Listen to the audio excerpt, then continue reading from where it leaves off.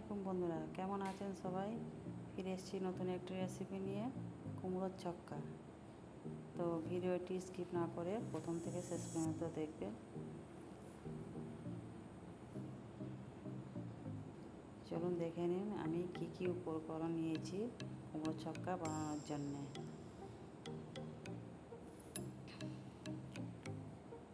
তো দেখুন, এখানে আমি 3টে আলু নিয়েছি মাঝারি সাইজে, আর এখানে কিছু কুমড়ো এরকমভাবে কেটে নিয়েছি, আর নিয়েছি ছোটো বাটির 1 বাটি নারকেল কোড়া আর 1 বাটি কাঁচা ছোলা।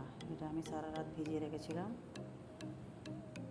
আর এখানে নিয়েছি 4টে কাঁচা লঙ্কা।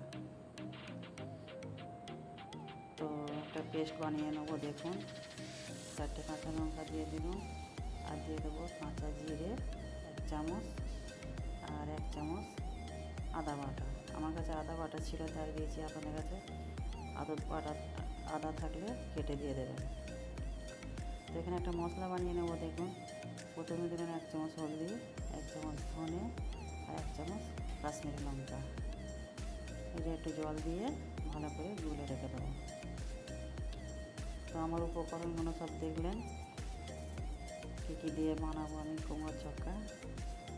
এবার চলুন, আমি গ্যাস জ্বালিয়ে দিয়েছি, আর এখানে আমার মিক্সচারে এটা পেস্ট করে নিয়েছি, যেটা আমি মিক্সচারে দিলাম। আর দেখুন, এখানে আমি চুলো জ্বালিয়ে একটা কড়া বসিয়ে দিয়েছি, আর 1 কাপ পরিমাণ সর্ষের তেল দিয়ে দিয়েছি। আর কুমড়োটা এখানে ভেজে নেব, ভালো করে নেড়ে চেড়ে কুমড়োটাকে লাল লাল করে ভেজে নেব।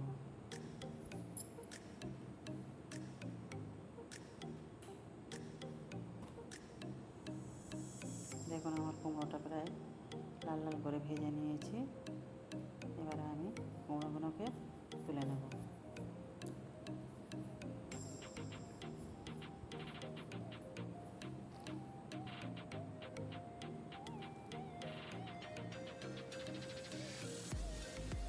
এবারে এই তেলে সামান্য অল্প একটু সর্ষের তেল মিশিয়ে দেবো, আর তেলটা গরম হয়ে গেছে। আমি দিয়ে দেবো ফোড়নের জন্য 1 চামচ 5 ফোড়ন, আর দিয়ে দেবো 3টে তেজপাতা আর 2টো শুকনো লঙ্কা।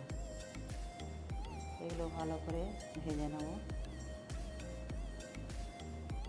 এখানে আমার ভাজা হয়ে গেছে, আর দিয়ে দেবো আলুগুলো দিয়ে এগুলো ভালো করে ভেজে নেবো আলুটা।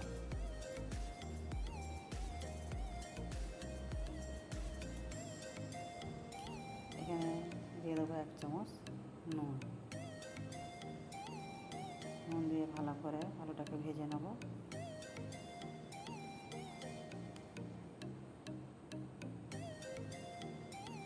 দেখুন, আমার ভাজা হয়ে গেছে। এখানে আমি খুব অল্প পরিমাণ জল দিয়ে এইগুলোকে ঢাকা দিয়ে দেবো, যাতে একটু আলুটা সিদ্ধ হয়ে যায়। দেখুন, 1 মিনিটের মতন ঢাকা দিয়েছিলাম। দেখুন, আমার আলুটা ভাজা প্রায় হয়ে গেছে, আর সামান্য পরিমাণ সিদ্ধ হয়ে গেছে। আর এখানে দিয়ে দেবো কাঁচা ছোলা। বাটিতে রেখেছিলাম যে কাঁচা ছোলা, ওই কাঁচা ছোলা দিয়ে দেবো, আর দিয়ে দেবো হাফ বাটির মতো নারকেল কোড়া দেবো। আমি সবটা দেবো না, অর্ধেকটা দিয়ে দিয়েছি। ওই অর্ধেকটা আবার কাজে আমি পরে ব্যবহার করব।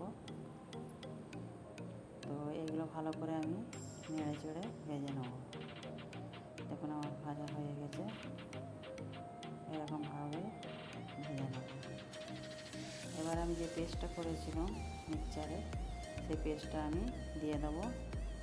আর ওইতে যে পেস্টটা লেগেছিলো, সেটা আমি সামান্য একটু জল মিশিয়ে এতে দিয়ে দিয়েছি।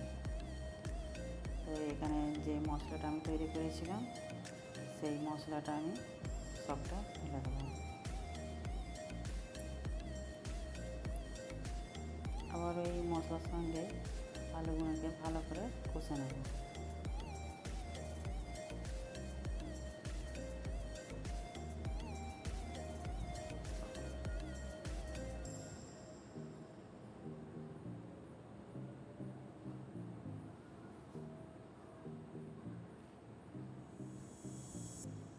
দেখুন আমার কষানো হয়ে গেছে। এখানে আমি দিয়ে দেবো যে কুমড়োটা আমি ভেজে রেখেছিলাম, সেই কুমড়োটা এখানে আমি দিয়ে দেবো।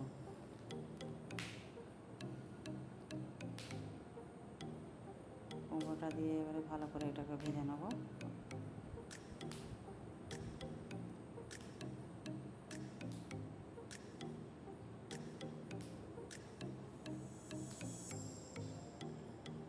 আর দিয়ে দেবো 1 চামচ নুন, আর দিয়ে দেবো 2 চামচ চিনি।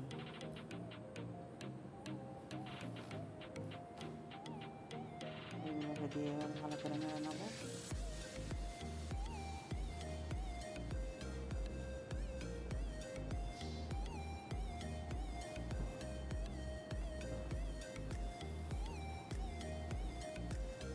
এখানে আমি অল্প পরিমাণ জল দিয়ে এটাকে নেড়ে 1 মিনিটের জন্য চাপা দিয়ে দেবো।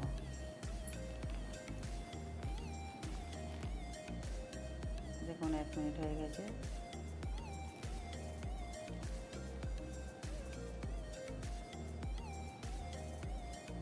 এগুলোকে আরও একটু কষে নিয়ে আর অল্প পরিমাণ জল দিয়ে এবারে ভালো করে ফুটিয়ে নেব।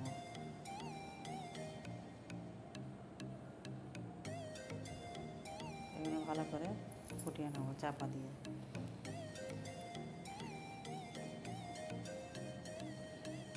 দেখুন আমার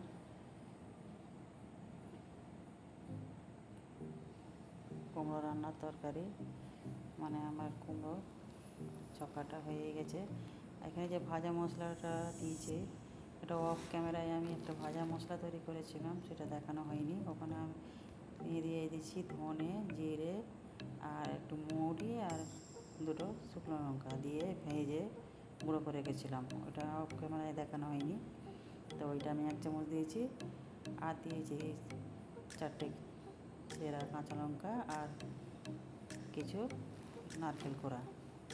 তো এগুলো দিয়ে আমি ভালো করে নেড়ে নেব। দেখুন আমার কুমড়োর ছক্কা পুরো রেডি। তো কুমড়োর ছক্কা তো আপনারা অনেক রকমভাবে খেয়েছেন, আমি কেমনভাবে রান্না করেছি এরকমভাবে একবার রান্না করে দেখুন। ছোটো থেকে বড় সবাই পছন্দ করবে।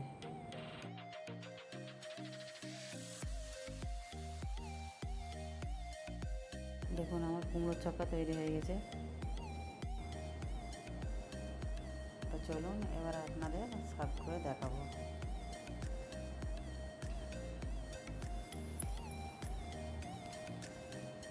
তা দেখুন আপনাদের সার্ভ করে দেখাই। দেখুন কত সুন্দর হয়েছে, দেখুন কুমড়োর ছক্কাটা। তো আপনারা এরকমভাবে বানান। আমার এই রেসিপিটি যদি ভালো লেগে থাকে অবশ্যই কমেন্ট করে জানাবেন। আর ভিডিওটি ভালো লাগলে একটা লাইক আর শেয়ার করে দেবেন। আপনাদের এই ছোট্ট লাইকে আমি পরের ভিডিও বানাতে উৎসাহ পাই। তো যে সকল বন্ধুরা আমার এই ভিডিওটি প্রথম থেকে দেখছেন তাদের অসংখ্য ধন্যবাদ। আর যে সকল বন্ধুরা নতুন আছেন তারা আমার এই চ্যানেলটিতে সাবস্ক্রাইব করে দেবেন আর আমার পাশে থাকবেন।